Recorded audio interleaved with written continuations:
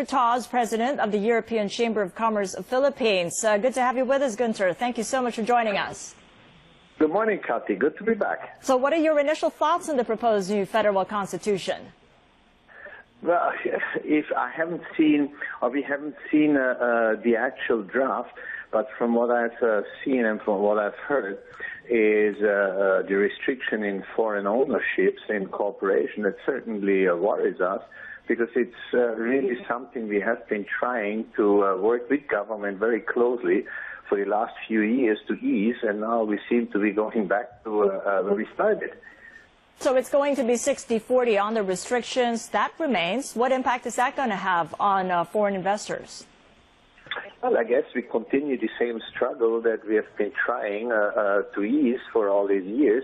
We've been trying to level the playing field between local companies and foreign establishments to make sure that even as a foreign corporation is equally to local corporations. And that seems to be, those efforts seem to be not really very fruitful at this point in time.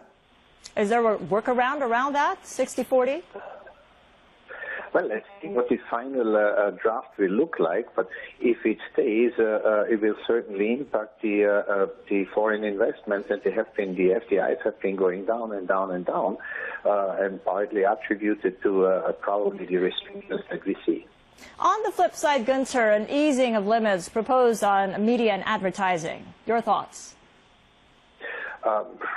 It would not impact the foreign business community that much at this point in time, I can say, because there are restrictions at this point in time. And I mean, to me, news is news, whether it's reported by a Filipino or by a foreigner. News stays news. So I don't think that will have much of an impact for foreign businesses.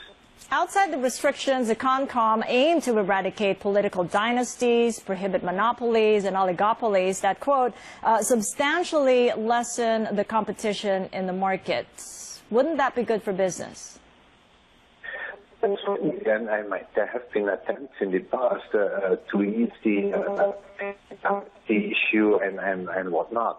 That would certainly level the playing field for smaller players. So that is certainly welcome news that point be addressed adequately. All right. I do appreciate the assessment there. Gunter Taws of the ECCP joining us live on the line.